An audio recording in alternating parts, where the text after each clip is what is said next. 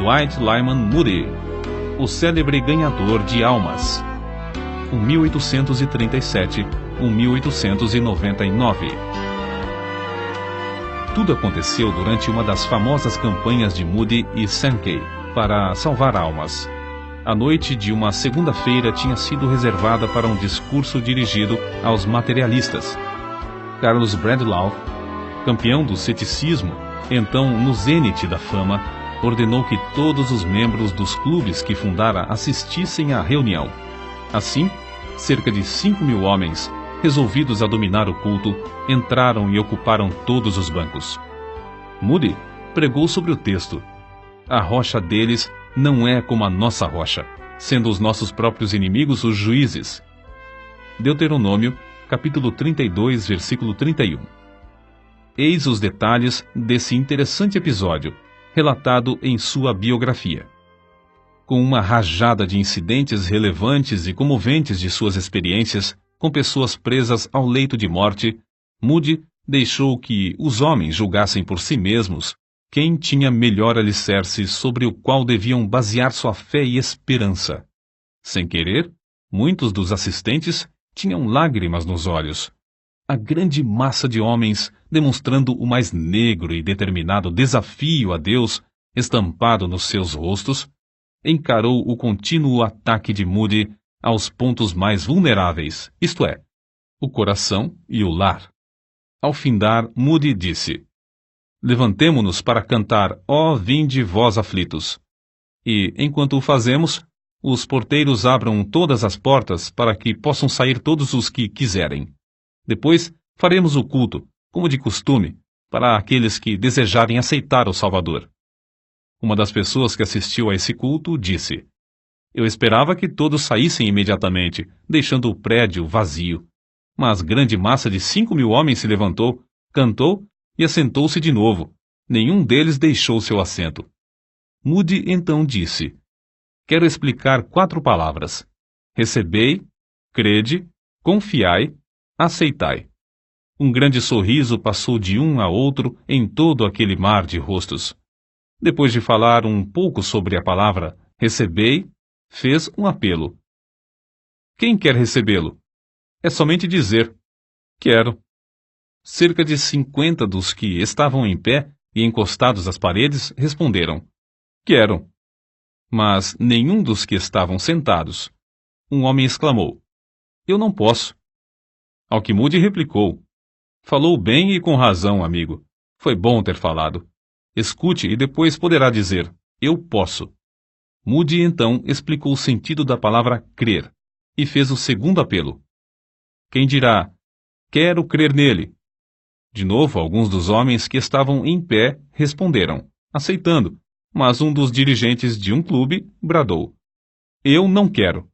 Moody, vencido pela ternura e compaixão, respondeu com voz quebrantada: todos os homens que estão aqui esta noite têm de dizer: eu quero ou eu não quero. Então, levou todos a considerarem a história do filho pródigo, dizendo: a batalha é sobre o querer, só sobre o querer. Quando o filho pródigo disse: levantar-me-ei, a luta havia sido ganha, porque alcançara o domínio sobre a sua própria vontade. É com referência a este ponto que depende tudo hoje. Senhores, tendes aí em vosso meio o vosso campeão, o amigo que disse: eu não quero. Desejo que todos aqui, que acreditam que esse campeão tem razão, levantem-se e sigam o seu exemplo, dizendo: eu não quero. Todos ficaram quietos. Houve grande silêncio até que, por fim, Moody interrompeu dizendo: graças a Deus, ninguém disse: eu não quero. Agora quem dirá: eu quero? Instantaneamente, parece que o Espírito Santo tomou conta do grande auditório de inimigos de Jesus Cristo, e cerca de 500 homens puseram-se de pé, as lágrimas rolando pelas faces e gritando: eu quero! Eu quero! Clamaram até que todo o ambiente se transformou. A batalha foi ganha.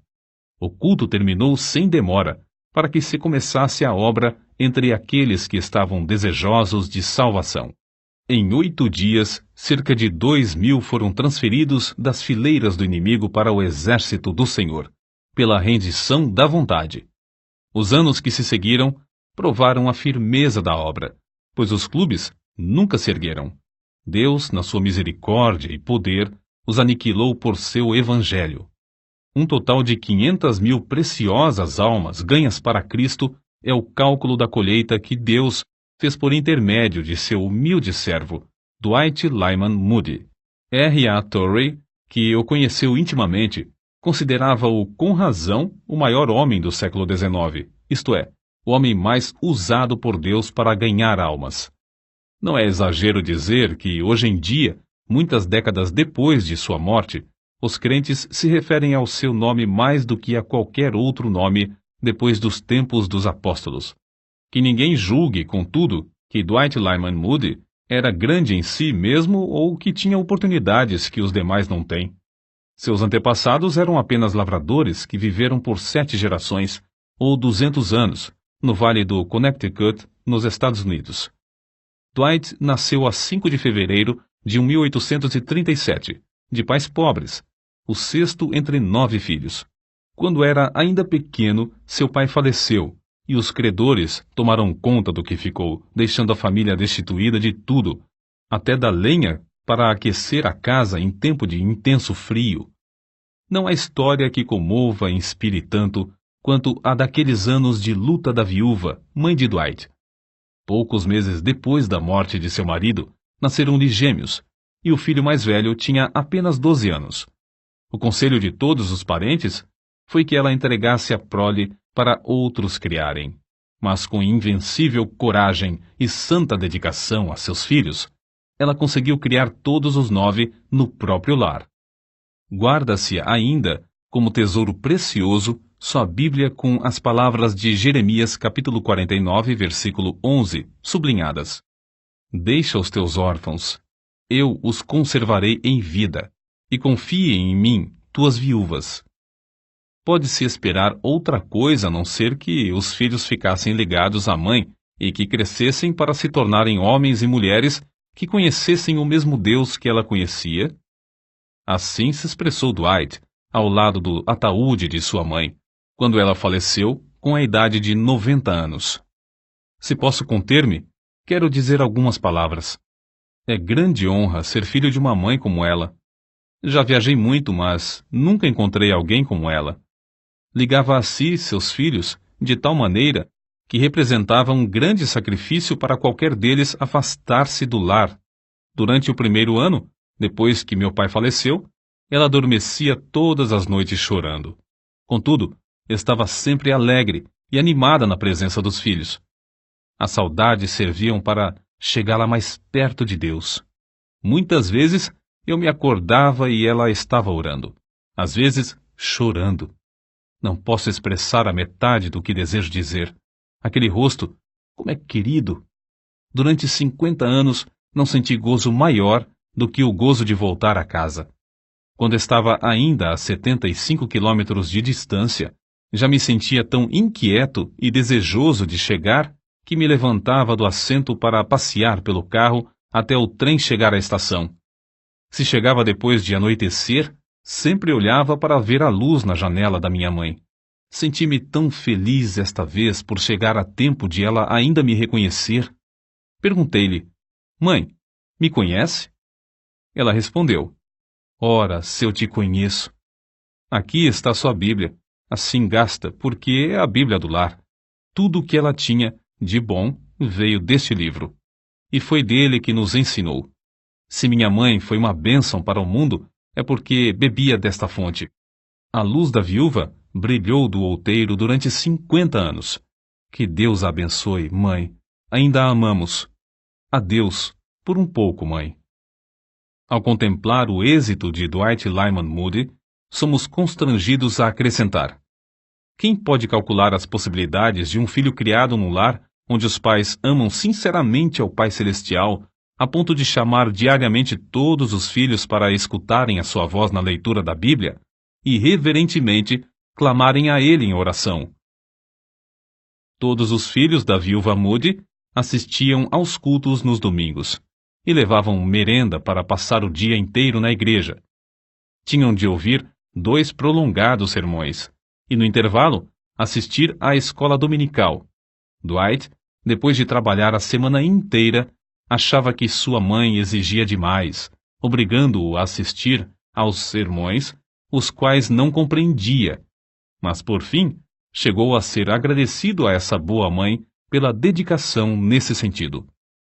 Com a idade de 17 anos, Moody saiu de casa para trabalhar na cidade de Boston, onde achou emprego na sapataria de um tio seu. Continuou a assistir aos cultos, mas ainda não era salvo. Notai bem os que vos dedicais à obra de ganhar almas. Não foi num culto que Dwight Moody foi levado ao Salvador. Seu professor de escola dominical, Eduardo Kimball, conta: resolvi falar-lhe acerca de Cristo e de sua alma. Vacilei um pouco em entrar na sapataria. Não queria embaraçar o moço durante as horas de serviço. Por fim, entrei, resolvido a falar sem mais demora. Achei Moody nos fundos da loja, embrulhando calçados. Aproximei-me logo dele e, colocando a mão sobre seu ombro, fiz o que depois parecia-me um apelo fraco, um convite para aceitar a Cristo. Não me lembro do que eu disse, nem mesmo Moody podia lembrar-se alguns anos depois. Simplesmente falei do amor de Cristo para com ele, e o amor que Cristo esperava dele de volta. Parecia-me que o moço estava pronto para receber a luz que o iluminou naquele momento, e lá nos fundos da sapataria entregou-se a Cristo. Na história dos crentes, através dos séculos, não há crente que fosse, no zelo, menos remisso, e no espírito, mais fervoroso em servir ao Senhor, desde a conversão até o dia da morte, do que Moody de Northfield. Quantas vezes depois o Sr. Kimball dava graças a Deus por não ter sido desobediente à visão celestial. Qual teria sido o resultado se não tivesse falado ao moço naquela manhã na sapataria? Era costume das igrejas daquela época alugarem os assentos. Moody, logo depois da sua conversão, transbordando de amor para com seu Salvador, pagou o aluguel de um banco, percorrendo as ruas, hotéis e casas de pensão à procura de homens e meninos que pudessem enchê-lo em todos os cultos. Depois alugou mais um, depois outro, até conseguir encher 4 bancos, todos os domingos. Mas isso não era suficiente para satisfazer o amor que sentia para com os perdidos. Certo domingo, visitou uma escola dominical em outra rua. Pediu permissão para ensinar também a uma classe. O dirigente respondeu: há 12 professores e 16 alunos, porém, o senhor pode ensinar todos os alunos que conseguir trazer à escola. Foi grande a surpresa de todos quando Moody, no domingo seguinte, entrou com 18 meninos da rua, sem chapéu, descalços e de roupa suja e esfarrapada, mas como ele disse, todos com uma alma para ser salva. Continuou a levar cada vez mais alunos à escola até que, alguns domingos depois, no prédio não cabiam mais. Então, resolveu abrir outra escola em outra parte da cidade. Moody não ensinava, mas arranjava professores, providenciava o pagamento do aluguel e de outras despesas. Em poucos meses, essa escola veio a ser a maior da cidade de Chicago. Não julgando conveniente pagar outros para trabalhar no domingo, Moody, cedo pela manhã, tirava as pipas de cerveja. Outros ocupavam o prédio durante a semana. Varria e preparava tudo para o funcionamento da escola. Depois, então, saía para convidar alunos. Às 14 horas, quando voltava de fazer os convites, achava o prédio repleto de alunos. Depois de findar as aulas na escola, ele visitava os ausentes e convidava cada aluno para ouvir a pregação à noite. No apelo, após o sermão, os interessados eram convidados a ficar para um culto especial, no qual tratavam individualmente com todos. Moody também participava dessa colheita de almas. Antes de findar o ano, 600 alunos, em média, assistiam à escola dominical, divididos em 80 classes. Em seguida, a assistência subiu a 1.000, e às vezes ia a 1.500. O êxito de Moody na escola dominical atraiu a atenção de outros que se interessavam pelo mesmo trabalho. De vez em quando, era convidado a participar das grandes convenções das escolas dominicais. Certa vez, depois de Moody haver falado numa convenção, Um orador censurou-o severamente por não saber dirigir-se a um auditório. Moody foi para a frente e, depois de explicar que reconhecia não ser instruído, agradeceu ao ministro por ter mostrado seus defeitos e pediu-lhe que orasse a Deus para que o ajudasse a fazer o melhor que pudesse. Ao mesmo tempo que Moody se aplicava à escola dominical com tais resultados, esforçava-se também no comércio, todos os dias. O grande alvo da sua vida era vir a ser um dos principais comerciantes do mundo, um multimilionário. Não tinha mais de 23 anos e já havia conseguido juntar $7.000. Mas seu Salvador tinha um plano ainda mais nobre para seu servo. Certo dia, um dos professores da escola dominical entrou na sapataria onde Moody negociava. Informou de que estava tuberculoso e que, desenganado pelo médico, resolvera voltar para Nova York e aguardar a morte. Confessou-se muito perturbado, não porque tinha de morrer, mas porque até então não conseguira levar ao Salvador nenhuma das moças da sua classe de escola dominical. Moody, profundamente comovido, sugeriu que visitassem juntos as moças em suas casas, uma por uma. Ao visitarem uma, o professor falou-lhe seriamente acerca da salvação da sua alma. A moça deixou seu espírito leviano e começou a chorar, entregando-se ao Salvador. Todas as outras moças que foram visitadas naquele dia fizeram o mesmo. Passados 10 dias, o professor foi novamente à sapataria. Com grande gozo informou a Moody que todas as moças se haviam entregado a Cristo. Resolveram então convidar todas para um culto de oração e despedida na véspera da partida do professor para Nova York. Todos se ajoelharam e Moody, depois de fazer uma oração, estava para se levantar quando uma das moças começou também a orar. Todos oraram, suplicando a Deus em favor do professor. Ao sair, Moody suplicou: "Ó Deus, permite-me morrer antes de perder a bênção que recebi hoje aqui." Moody, mais tarde, confessou: "Eu não sabia o preço que tinha de pagar como resultado de haver participado na evangelização individual das moças. Perdi todo o jeito de negociar. Não tinha mais interesse no comércio. Experimentara um outro mundo e não mais queria ganhar dinheiro. Oh, delícia de levar uma alma das trevas deste mundo à gloriosa luz e liberdade do Evangelho." Então, não muito depois de casar-se, com a idade de 24 anos, Moody deixou um bom emprego cujo salário era de $5.000 por ano, um salário fabuloso naquele tempo, para trabalhar todos os dias no serviço de Cristo, sem ter promessa de receber um único cêntimo.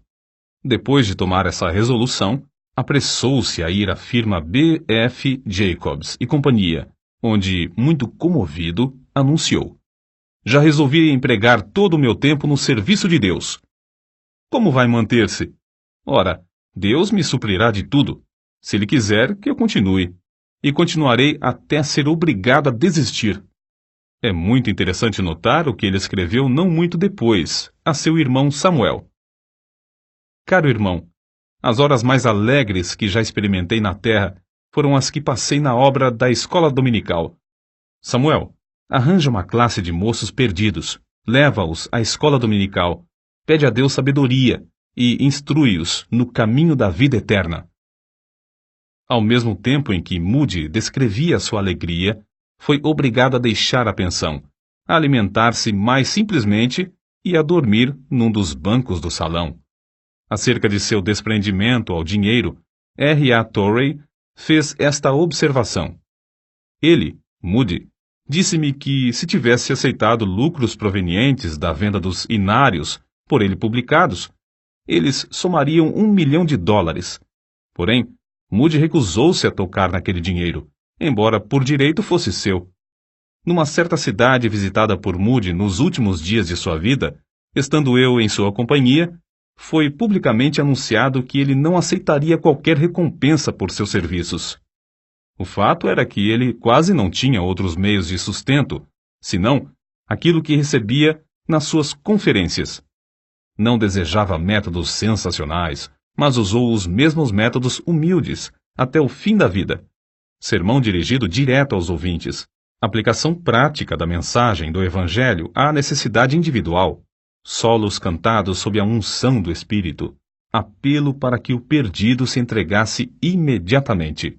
Uma sala ao lado para onde levava os que se achavam em dificuldades em aceitar a Cristo. Estímulo a que os salvos trabalhassem entre os interessados e recém-convertidos. 1 hora de oração ao meio-dia, diariamente, e cultos que duravam dias inteiros.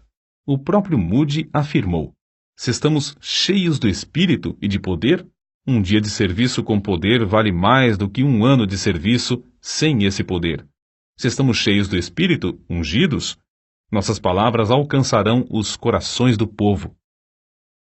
Na Inglaterra, as cidades de York, Sunderland, Bishop, Auckland, Carlisle e Newcastle foram vivificadas como nos dias de Whitefield e Wesley.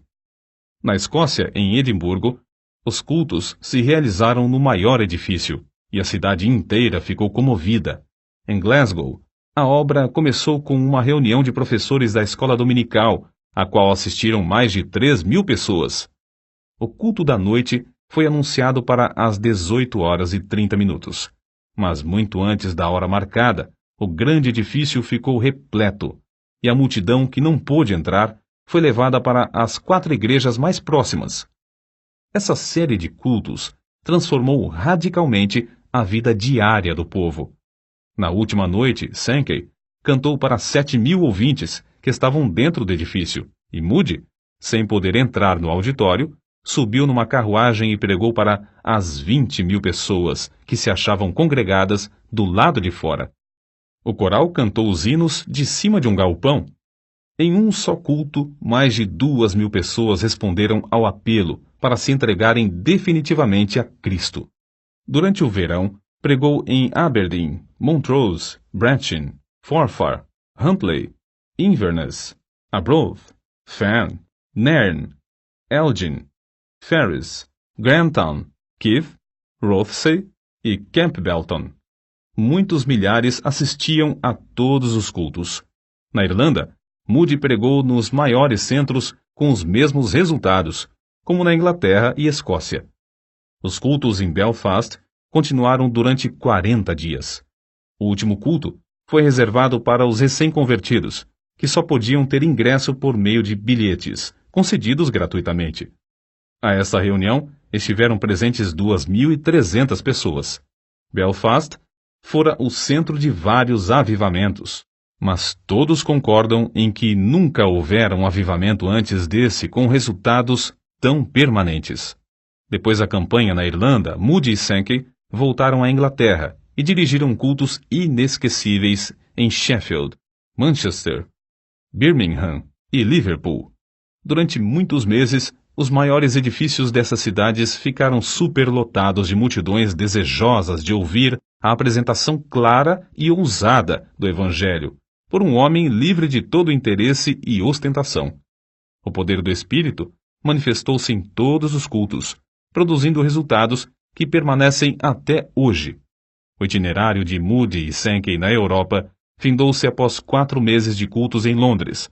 Moody pregava alternadamente em 5 centros, e cada um deles foram realizados 60 cultos, com exceção de Victoria Hall, 45 cultos. Os números da assistência nos servem para compreender algo da grandeza dessa obra durante esse período. Agricultural Hall, 720.000 pessoas, Balroad Hall, 600.000 presentes, Camberwell Hall, 480.000, Haymarket Opera House, 330.000 ouvintes, e Victoria Hall, 400.000. Vale acrescentar aqui o seguinte: as diferenças entre as denominações quase desapareceram. Pregadores de todas as igrejas cooperavam numa plataforma comum para a salvação dos perdidos. Abriram-se de novo as Bíblias e houve um grande interesse pelo estudo da Palavra de Deus. Quando Moody saiu dos Estados Unidos em 1873, era conhecido apenas em alguns estados, e tinha fama apenas como obreiro da escola dominical e da Associação Cristã de Moços. Mas quando voltou da campanha da Inglaterra em 1875, já era conhecido como o mais famoso pregador do mundo. Contudo, continuou o mesmo humilde servo de Deus. Foi assim que uma pessoa que o conhecia intimamente descreveu sua personalidade. Creio que era a pessoa mais humilde que jamais conheci. Ele não fingia humildade. No íntimo do seu coração, rebaixava-se a si mesmo e superestimava os outros. Ele engrandecia outros homens e, sempre que possível, arranjava para que eles pregassem. Fazia tudo para não aparecer. Ao chegar novamente aos Estados Unidos, Moody recebeu convites para pregar, vindos de todas as partes do país. Sua primeira campanha, em Brooklyn, foi um modelo para todas as outras. As denominações cooperavam. Alugaram um prédio que comportava 3.000 pessoas. O resultado foi uma grande e permanente obra.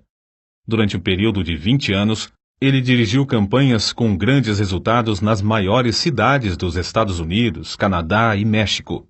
Em diversos lugares, as campanhas duraram até 6 meses. Em todos os lugares, Moody proclamava clara e praticamente a mensagem do Evangelho. Em suas campanhas, havia ocasiões que eram realmente dramáticas. Em Chicago, o circo Fort Park, com uma tenda de lona que abrigava 10.000 pessoas sentadas e outras 10.000 em pé, anunciou espetáculos para 2 domingos. Moody alugou a tenda para realizar cultos pela manhã. Os donos achando muita graça em tal tentativa. Mas no primeiro culto a tenda ficou repleta. Foram tão poucos os que assistiram aos shows do circo à tarde que os donos resolveram não fazer sessão no segundo domingo. Entretanto, o culto evangelístico realizou-se sob a lona no segundo domingo. O calor era tanto que dava a impressão de matar a todos. Porém, cerca de 18.000 pessoas ficaram em pé, banhados em suor e esquecidos do calor. No silêncio que reinava durante a pregação de Moody, o poder desceu e centenas foram salvos. Acerca de um desses cultos, certo assistente deu suas impressões. Nunca jamais me esquecerei de certo sermão que Moody pregou. Foi no circo de Fort Park, durante a Exposição Mundial.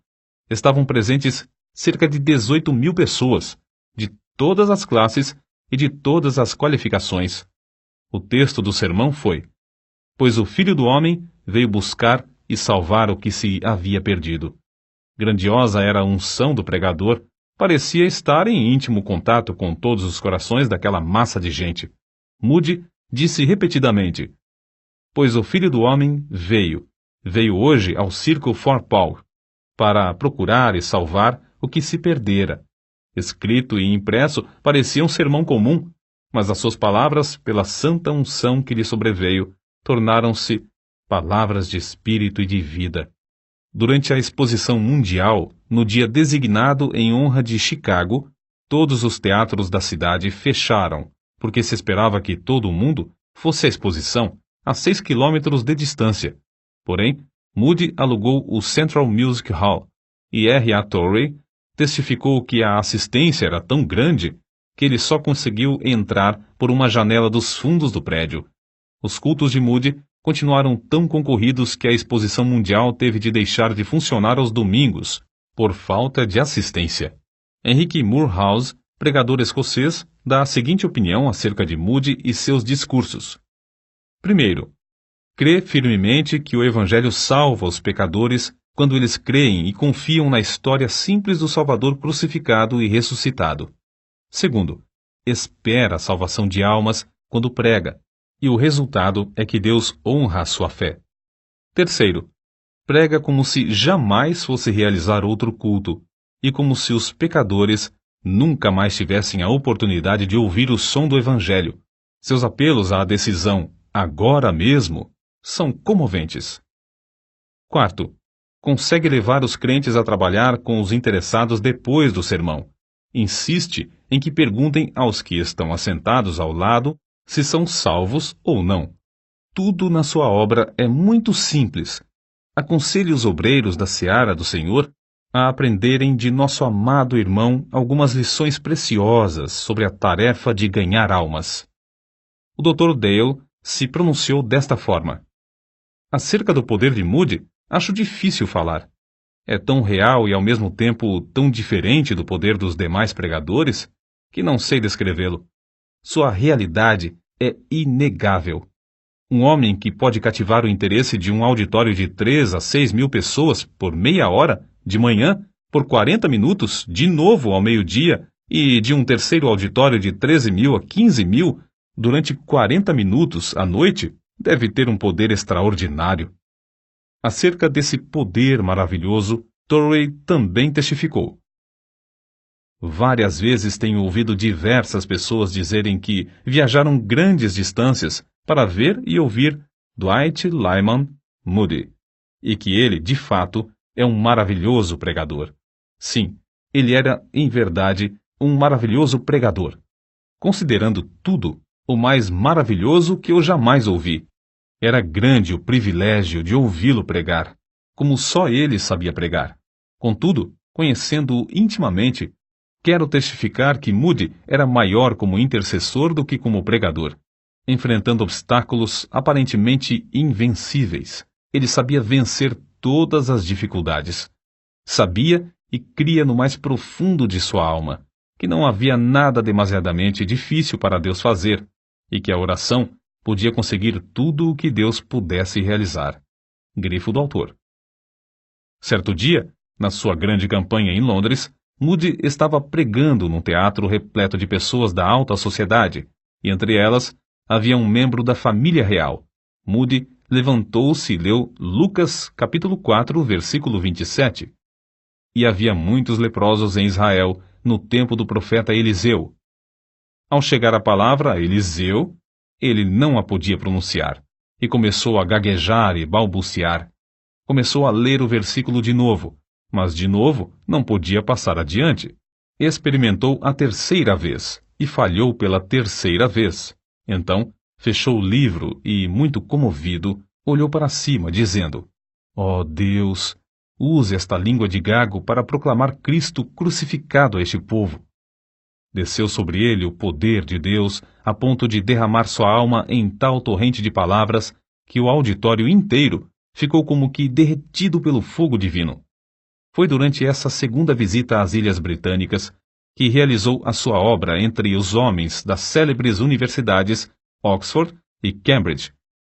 É uma história muitas vezes repetida de como ele, sem instrução, mas com a graça de Deus e diplomacia, venceu a censura e fez entre os intelectuais o que alguns consideram a maior obra da sua vida. Apesar de Moody não ter instrução acadêmica, reconhecia o grande valor da educação e sempre aconselhava a mocidade a se preparar para manejar bem a palavra de Deus. Reconhecia a grande vantagem da instrução também para os que pregam no poder do Espírito Santo. Existem ainda hoje 3 grandes monumentos às suas convicções nesse ponto. As 3 escolas que ele fundou: o Instituto Bíblico em Chicago, com 38 prédios e 16 mil alunos matriculados nas aulas diurnas, noturnas e em cursos por correspondência; o Northfield Seminary, com 490 alunos, e a Escola Bíblica Monte Hermon, com 500 alunos. Entretanto, ninguém se engane, como alguns desses alunos e como diversos crentes entre nós, pensando que o grande poder de Moody era mais intelectual do que espiritual. Sobre esse ponto, ele mesmo falava com ênfase. Para maior clareza, citamos o seguinte trecho de seus Short Talks. Não conheço coisa mais importante que a América precise do que de homens e mulheres inflamados com o fogo do céu. Nunca encontrei um homem ou uma mulher inflamados com o Espírito de Deus que fracassassem. Creio que isso seja mesmo impossível. Tais pessoas nunca se sentem desanimadas. Avançam mais e se animam mais e mais. Amados, se não tendes essa iluminação, resolvei adquiri-la e orai: ó Deus, ilumina-me com o teu Espírito Santo. Nos registros de R.A. Torrey, podemos ver nitidamente como era o espírito dessas escolas que fundou. Moody costumava escrever-me antes de iniciar uma nova campanha, dizendo: pretendo dar início ao trabalho no lugar tal e em tal dia. Peço-lhe que convoque os estudantes para um dia de jejum e oração. Eu lia essas cartas aos estudantes e lhes dizia: Moody deseja que tenhamos um dia de jejum e oração para pedir, primeiramente, as bênçãos divinas sobre nossas próprias almas e nosso trabalho. Muitas vezes, ficávamos ali, na sala de aula, até alta noite, ou mesmo até a madrugada, clamando a Deus, porque Moody nos exortava a esperar até que recebêssemos a bênção. Quantos homens e mulheres não tenho eu conhecido, cujas vidas e caráter foram transformados por aquelas noites de oração? E quantos têm conseguido grandes coisas em muitas terras como resultado daquelas horas gastas em súplicas a Deus? Até o dia da minha morte, não poderei esquecer-me de 8 de julho de 1894. Era o último dia da Assembleia dos Estudantes de Northfield. Às 15 horas, reunimos-nos em frente à casa da progenitora de Moody. Havia 456 pessoas em nossa companhia. Depois de andarmos alguns minutos, Moody achou que podíamos parar. Nós nos sentamos nos troncos de árvores caídas, em pedras ou no chão. Moody, então, franqueou a palavra, dando licença para qualquer estudante expressar-se. Uns 75 deles, um após outro, levantaram-se dizendo: Eu não pude esperar até às 15 horas, mas tenho estado sozinho com Deus desde o culto de manhã e creio que posso dizer que recebi o batismo com o Espírito Santo.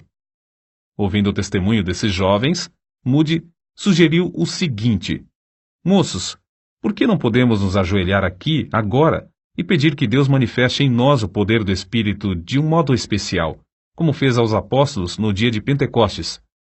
E ali, na montanha, oramos. Na subida, tínhamos notado como se iam acumulando nuvens pesadas. No momento em que começamos a orar, principiou a chuva a cair sobre os grandes pinheiros e sobre nós.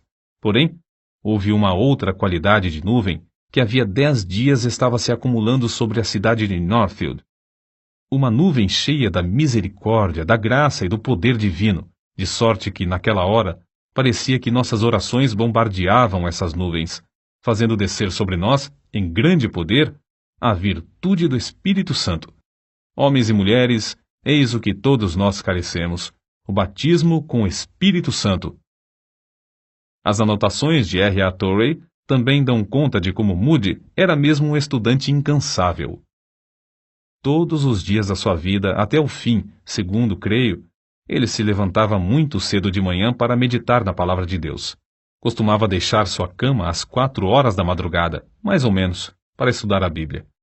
Um dia ele me disse: Para estudar, preciso me levantar antes que as outras pessoas acordem.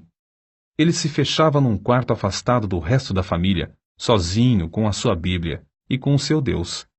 Pode-se falar em poder, porém, ai do homem que negligenciar o único livro dado por Deus, que serve de instrumento por meio do qual ele dá e exerce seu poder. Um homem pode ler inúmeros livros e assistir a grandes convenções. Pode promover reuniões de oração que duram noites inteiras, suplicando o poder do Espírito Santo, mas se tal homem não permanecer em contato íntimo e constante com um único livro, a Bíblia, não lhe será concedido o poder. Se já tem alguma força, não conseguirá mantê-la, senão pelo estudo diário, sério e intenso desse livro. Tudo no mundo tem de findar. Chegou o tempo também para Dwight Lyman Moody findar o seu ministério aqui na Terra. Em 16 de novembro de 1899, no meio de sua campanha em Kansas City, com auditórios de 15.000 pessoas, pregou seu último sermão. É provável que soubesse que seria o último. Certo é que seu apelo era ungido com poder vindo do alto, e centenas de almas foram ganhas para Cristo. Para a nação, a sexta-feira, 22 de dezembro de 1899, foi o dia mais curto do ano, mas para Dwight Lyman Moody, foi o dia que clareou, foi o começo do dia que nunca findará. Às 6 horas da manhã, dormiu um ligeiro sono. Então, os seus queridos ouviram-no dizer em voz clara: Se isto é a morte, não há nenhum vale. Isto é glorioso. Entrei pelas portas e vi as crianças, 2 de seus netos já falecidos. A terra recua, o céu se abre perante mim. Deus está me chamando. Então virou-se para sua esposa, a quem ele queria mais do que a todas as pessoas, depois de Cristo, e disse: Tu tens sido para mim uma boa esposa. No singelo culto fúnebre, Torrey, Scofield, Sankey e outros falaram à grande multidão comovida. Depois, o ataúde foi levado pelos alunos da escola bíblica Monte Hermon a um lugar alto que ficava próximo, chamado Round Top. 3 anos depois, a fiel serva de Deus, Emma Moody, sua esposa, também dormiu em Cristo e foi enterrada ao lado do marido no mesmo alto, onde permanecerão até o glorioso dia da ressurreição. Contemplemos de novo, por um momento, a vida extraordinária desse grande ganhador de almas. Quando o jovem Moody chorava sob o poder do alto na pregação do jovem Spurgeon, foi inspirado a exclamar: se Deus pode usar Spurgeon, Ele me pode usar também. A biografia de Moody é a história de como ele vivia completamente submisso a Deus. Para esse fim, R.A. Torrey disse: o primeiro fator por cujo motivo Moody foi instrumento tão útil nas mãos de Deus é que ele era um homem inteiramente submisso à vontade divina. Cada grama daquele corpo de 127 quilos pertencia ao Senhor. Tudo o que ele era e tudo o que tinha pertencia inteiramente a Deus.